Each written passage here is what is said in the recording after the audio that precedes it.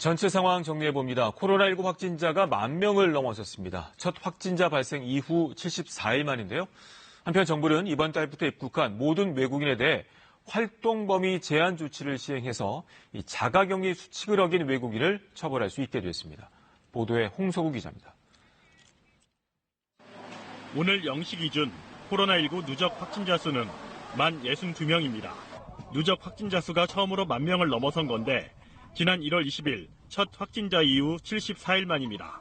경기에서 23명, 서울에서 18명, 인천에서 1명 등 수도권에서만 어제 하루 42명의 신규 환자가 나왔습니다. 서울만 놓고 봤을 때 해외 접촉 관련 환자는 170명으로 전체의 약 30%에 해당됩니다. 지난달 1일부터 이달 1일까지 우리나라를 찾은 전체 입국자 수는 34만 4,390명. 지난해 같은 기간에 비해 92% 감소한 것으로 나타났습니다.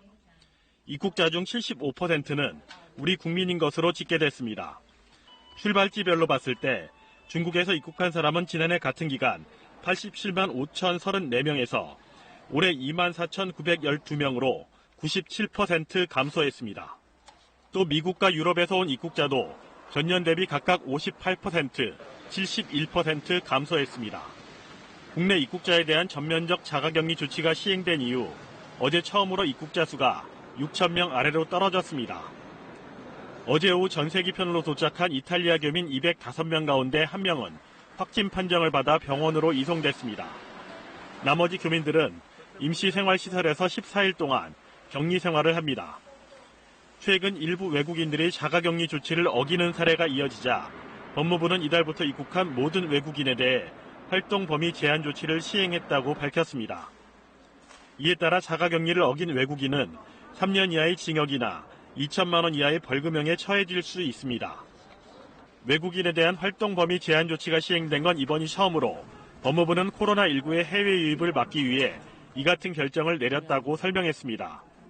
한편 교육부가 등교 개학 전까지 일반 학원의 원격 수업 교육비 상한선을 출석 수업의 70%로 제한하는 가이드라인을 마련해 교육청 등에 내려보낸 것으로 확인됐습니다. 교육부는 일선 학원에 대해 휴원하거나 원격 수업으로 전환할 것을 권고하면서 실시간 쌍방향 수업을 할 경우 기존 교습비의 70%, 녹화 영상을 제공하는 수업을 할 경우 40%, 두 방식을 혼합할 경우 40에서 70% 수준으로 정할 것을 함께 권고했습니다. KBS 뉴스 홍석우입니다.